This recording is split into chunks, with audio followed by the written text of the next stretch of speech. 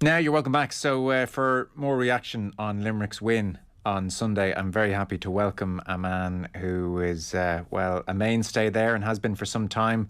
Nickie Quaid, All-Ireland winner for the third time in 4 years. Great to have you on. You're very welcome. Thanks, Joe. Whereabouts in the world are you at the moment? I'm in Limerick at the moment, in the city there, just outside King John's Castle. That's just behind me there. Good man. It's a nice there. So blue skies down there, I can see. What's been the vibe over the last couple of days? What have you been up to?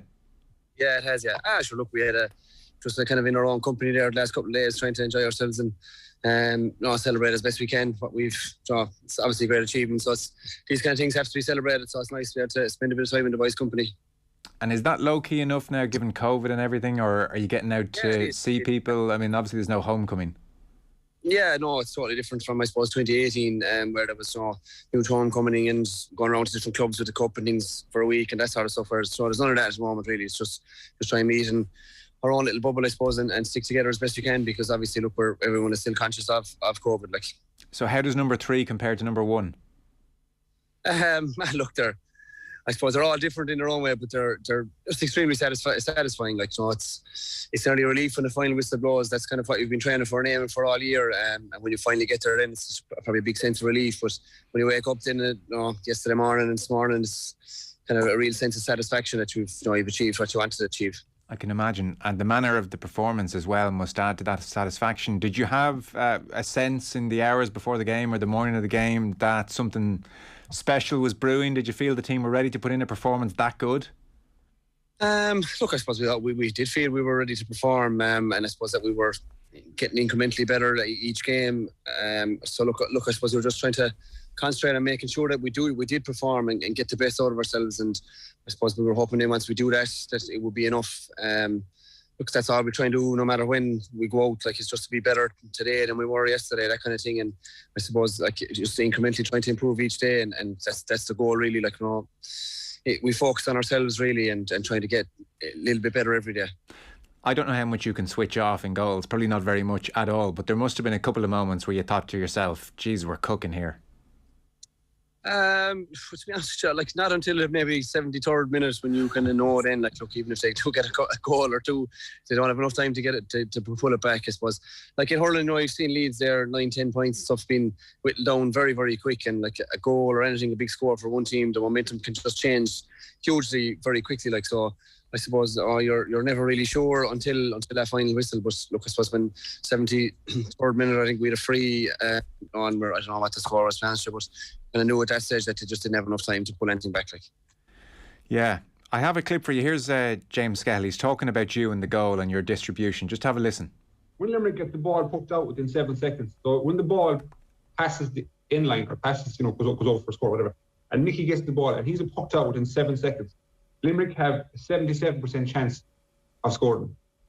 Just from the puck out. That's the bit. So when he gets it out within 7 seconds, you have a 77%, well over 2/3 chance of a score coming off your own puck out, which is massive. So when Nickie's in the goals, he's saying, right, there's limited structure in the Cork defence, there's limited kind of organisation across the board. Get the ball out quick, and we're 7 out of 10, 8 out of 10 going to get a chance here. From Cork's perspective, they've got to be super tuned. That's from the 15 right the way back. And often more times than not, Nickie will go to because he's the left side of the goalie, he'll go out to his left side and they'll attack on the Hayes side. So how many possessions did you see Hayes get yesterday, or Barry Nash, going up that wing? And from a Cork perspective, lads, it takes massive amount of concentration. There was 2 or 3 puck outs yesterday when Cork were at 2s and 3s, kind of looking around themselves, and the puck out is gone. Yeah. Too late. You're in trouble. If you scored a point straight away, you can't dwell on that and go, that's a lovely point, my name is in the score sheet. You need to be immediately, nearly subconsciously, competently turning and going exactly where you need to be. So that's James Skehill on OTB AM yesterday. We're talking with Nickie Quaid, who obviously James Skehill was talking about. So does that ring a bell for you? Are you under orders to get that ball out quickly, under 7 seconds if you can? Look, I suppose you're not under orders, but obviously, like James said there is a kind of unstructured play sometimes when you can get the ball out. But it varies. It depends, I suppose. If when the opposition, or if the ball goes wide, you do get it out that little bit quicker. And that is obviously because the referee, doesn't have to get out his notebook and write down the score and that kind of stuff. So referees do let you go that little bit faster. And obviously it can be a little bit more unstructured at those points in the game. So look, it is obviously a thing. But like Limerick are no different to any other team. Every team looks to try and capitalise on that. And like if you went back through the car puck outs yesterday, Patrick Collins was doing the exact same thing when the ball was going wide. It's out quick and it is a little bit unstructured, and you sometimes it works to your advantage. You do have a chance to get a score. Sometimes maybe it's the wrong thing to do, and you might be better off just settling down for taking maybe 20 seconds to take the puck out and settling down. So look, I suppose it varies in the time of the game and just the way the momentum is in the game. But obviously, look, it is a part of it, and but like Limerick are no different to any other team in that regard. And those moments where you might wait 20 seconds and settle things down, is that just you and your experience and your feel for the game and probably just something innate that you sense? Yeah, look, maybe it is, but sometimes you'll get a call from someone out the field or something, start down, or sometimes you might notice that, maybe one of your half-hour line or your midfielders or something might have been back very close to your own goals, tackling or something, and when you get the ball to look up, they might only be 30 yards from your own goal on the way back up the field. So, you want them to be able to reset and get back into position, because if your half forward is back 40 yards from your own goal and you go take a puck out long, then more than 9 times out of 10, there's going to be a numbers advantage to the opposition in the half back on the other side. So, look, I suppose you have to realise that, but sometimes it doesn't always come from the goalkeeper. It's a lot of it will come from someone who will just take a second here, start down a little bit. The way the game is now, Nicky, I would presume at training and everything else, you probably must spend as much time working on your distribution as you do your shot saving. Yeah, you would. Yeah. Look, I suppose the way the game is, puck outs is a huge part of it, and you're guaranteed every game, 30 odd puck outs probably. That'll be nearly minimum lot more. Whereas on some games you mightn't get anything else to do apart from puck out the ball. You mightn't get any balls that would drop in, or you mightn't get any shots to save or anything like that. So it's a part of the game that you're guaranteed to get every day. So I suppose it would be, it'd be foolish not to work on it. And are there pre-planned moves for points where Cork or the opposition rather than just Cork are set and they're waiting for your puck out? Do you have little triggers and so and so is going to run that way, another player is going to go that way? That kind of stuff happening in hurling? Look, I'm sure some teams maybe do have set puck outs for certain times of the game or different things, but to be honest, we don't. It's based off of the opposition, not the opposition, but I suppose our understanding of maybe where you could target during the game. And in fairness to John, the lads, they let a lot of that up to the players to be able to acknowledge and to realise maybe where we're winning, whether we're winning long or maybe we're after losing a couple long, we might have to go short. And sometimes you get a message in from the sideline that, look, you've lost the last 3 or 4 long puck outs, we need to maybe work one short, or vice versa. So it's not just I suppose it's a whole squad thing. It's the players realising on the field, and then also you will get some information from the sideline as well. Right, okay.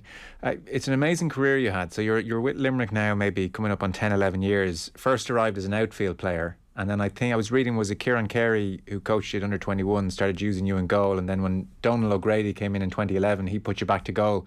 Were you quite happy to go there? Had you been playing much in goal for your club? How did all this kind of happen? It seems like a strange one. I mean, how did they pick you out to go back and goal? Look, I don't know. I didn't really. I've only played 1 year in goals for the club, to be honest, when I was younger, kind of breaking through the adult team. But I would have played in goals underage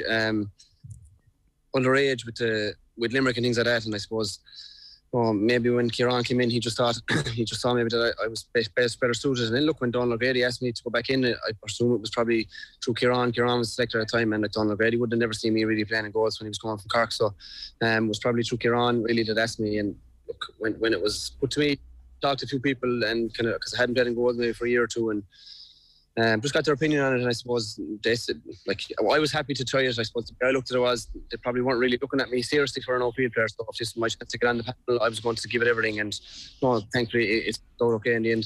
Jeez, hasn't it just? And would you have felt at the time that you were a better outfield player than you were a goalkeeper? Jeez, I don't know. I don't think I would have made it out the field. To be honest with you, I just don't think I would have had the legs for it.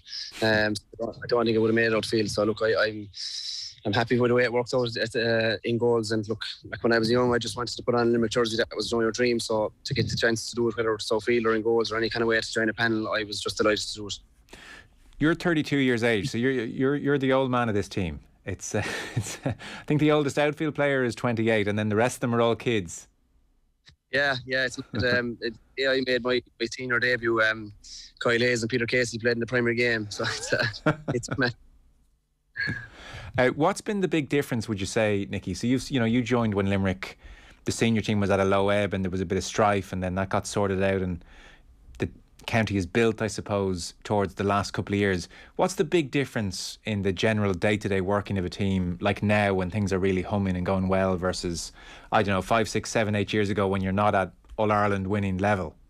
It's hard to put it. Look, I suppose a lot of it is down to the academy that was set up in Limerick and the calibre of players that have been coming through because of that, because of the good coaching, things like that. And then you have, I suppose, John and his management team have to take huge credit.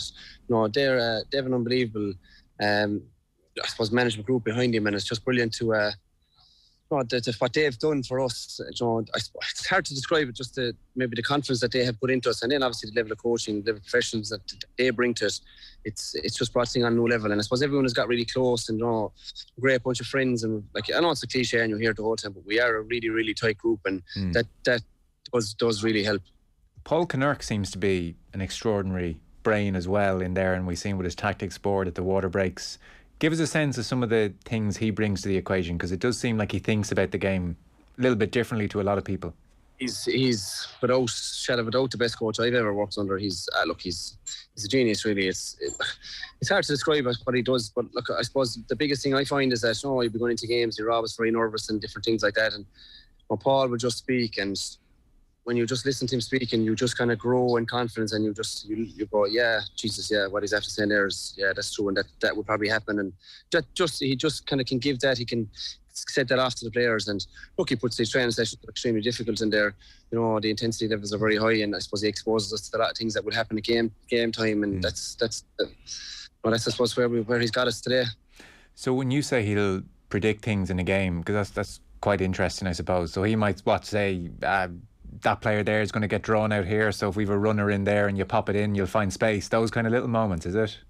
He's not really predicting things, I suppose. He doesn't really focus on the opposition too much either. I suppose he knows that what we can get out of ourselves, and he just, I suppose, tries to instill that in us, that if we can do what he wants us to do and hit the numbers and the targets that we're looking to do, that that we will, I suppose, hopefully that'll be enough to get by some teams. And look, like, I'm sure there's obviously different coaches all over the country that are teams that are doing the exact same thing. Look, I suppose that's their role, and that's what they have to do to try and prepare the team as best they can, which Paul can. He does. Yeah. So for the Quaid family, it's a remarkable day. We had a picture up there, I don't know if you could see it, but anyone watching could, of you and, is it little Dahi? Yeah, my little son Dahi, yeah. He's just over 6 months, about 6.5 months at the moment, yeah. That's great memory. He doesn't look that impressed, to be honest with you. He's bored, frankly, is what I can say with your performance. He's taking it in his stride. I think he missed his nap during the game. He was a bit tired, I think. That must be an unbelievable moment to walk around the pitch with your 6-month-old son. It is, yeah. It's surreal. Look, I suppose you've seen down through the years, different players, their children out in the field after matches, and it's a magical feeling, really. It's something that I'll obviously treasure for the rest of my life, and there's memories and things that can never be taken away from me. It's magic. Is he your first, Nickie? Yeah. So he was born in January, yeah. So it was, I suppose, look, he came at a good time in terms of we were on lockdown and there wasn't much training going on. So I was, the sleepless nights weren't affecting me training-wise too much. So. And like for the Quaid family, it's just extraordinary. I think it gets mentioned, I'd say, once a game. Whenever you make a great save, the co-commentator will say, geez, and the Quaid family and Limerick hurling, it's just unbelievable. So for people maybe not fully aware of all the details, your father Tommy was an All-Ireland runner-up. That was in 1980 with Limerick. Your grandfather Jack, he won a Munster medal, I have it, in 1955. And then your cousin Joe, of course, Joe Quaid, was the goalkeeper in the All-Ireland finals in 94 and 96. Like, it was never in doubt you were going to be a goalkeeper, by the way. But that's an extraordinary kind of legacy, the Quaid family. And then you and Dahi strolling around yesterday. That's kind of magic, I presume, for your moment, for everyone. Yeah, it is. Look, it's very nice. Obviously, it's nice to have those memories of Joe and my father and my grandfather, things like that, playing. I suppose my grandfather passed away there it started this year in February, and it was he was luckily to see it in 2018 and last year 2020, but it was a bit different. So I suppose it's his first All-Ireland I've won that he hasn't been there, and obviously you'd be thinking about those people at the time. But look, I'm no different to any other family. We've all lost people, and we've all there's our team, I suppose, at the moment has huge links to past Limerick players, which is great. You know, Sean Finn and his and Garrod and his father, you know, Keane and Kieran, and there's so many others that I'm forgetting at the moment. But there's so many links to past Limerick players, which is great, really. Yeah, I didn't realise that about your grandfather. Condolences. So that was February of this year, and he won a Munster Championship back in '55. Yeah. So he would have been playing on that team. They were Mackey's Greyhounds or something. They were kind of known as himself and his twin brother Jim. Yeah, so they both passed away this year, only a month in the difference between the two of them. But look, they lived a great life, you know, long great life, and I'm sure they were delighted looking down on us there on Sunday. I know your father went far too young at 41 years of age. That was back in '98. Now I think you were about 9 at the time. Would you have strong memories of watching him play, Nicky? No, to be honest, you know, I just a few videos and a few pictures and stuff going around in his late days, I suppose, when I was only 1 or 2 years of age. But look, I wouldn't have huge memories of him actually playing. You know, I would have a couple of memories of him playing with the club before he passed away when I was a little bit older, but not obviously of him playing. But look, you hear all the stories, and you know, all people have always lovely words to say about him and things like that, which is very nice. Yeah. Do you let? I mean, we were talking with Paul Murphy actually of Kilkenny a while back, and his father had passed away when he was maybe 15, 16, and he was saying, you know, in the build up to big matches that he wouldn't necessarily kind of channel his father or try and do it for his father because he almost didn't want to get too emotional. He had enough on his plate. What's your relationship, I suppose, with thinking about your father on something like All-Ireland final week, and you know, it's such a hurling family? Do you spend much time thinking about him on those weeks, or try and keep that a bit at bay? What's your approach? You would try and keep it a little at bay, but I suppose it's probably part of my routine. You know, I'll always visit his grave at the morning of each match, and it does. Look, I suppose you'll say a few prayers and you'll ask him to help and to get you through the day as best you can, and that's just, I suppose, it's part of my routine for the last 10 years. So it's. Well, look, I wouldn't dwell on it huge amount because like that, you know, we try and keep emotion out of the game for so much that you just don't want it to, I suppose, to come in. But look, the final whistle, especially in 2018 when the final whistle went, that was very emotional, I suppose, when Limerick had tried so hard, you know, for so long to get there, and knowing that he had played and failed, you know, for so long, he played and didn't get there. You know, to be able to do it was obviously very, very nice. I can imagine, yeah. And does your mum, I think her name's Breda, does she go to the games? She does, yeah, she does. My mum is actually a Kilkenny woman, Grace, her mate, so she's well steeped in hurling as well. So, she does go to the games, yeah. And look, she loves it. She's obviously, you know, very proud and delighted to be, you know, to have someone, I suppose, involved with Limerick hurling at the moment. But look, she's steeped in the club at the home. She's out selling a lot of tickets every night of the week and doing things at the club. So, look, I suppose it's been part of our family from both sides. That's all we've ever known, really. It's a huge part of our family, so I suppose it's just continued on. Yeah, God, it's Joe, my battery's very low, Joe, so just in case it goes, that's the problem. Oh, no bother. Right, well then listen, I won't keep you too long. I'm sure you're getting lots of calls, so everyone's been on to you, I presume. That's why the phone's going low at 5 o'clock in the evening. Maybe. There's a good few people haven't replied yet now. I can imagine. Well, listen, I won't keep you much longer then. What about you then at 32? Reflexes like a cat. Are you going to keep going for another 10 years? I would say reflexes like a cat now, but look, at the moment I'm just going to enjoy this. I'm not thinking about anything really down the line or anything like that. It's only kind of take it moment by moment, and we'll enjoy this win in the next couple of weeks and get back to the club championship in 2 weeks' time, and hopefully see how that goes for us, and you know, we'll reassess the whole situation then again next year when hopefully John gets the ball. Good man. Are you with the team now for this afternoon, or are you at home looking after Zahi and changing nappies? I was with Zahi this morning, so I got the green light to come in and meet the lads there for a while. So I'm here with the boys for a while anyway. Oh, good man. Well, listen, you're a gent for taking the call then. Appreciate that. Nickie Quaid, congrats. I mean, what a team and what a performance at the weekend. So thanks so much and congrats, and enjoy the next couple of days. I will do, Joe. Thanks a million. Cheers. Nickie Quaid there.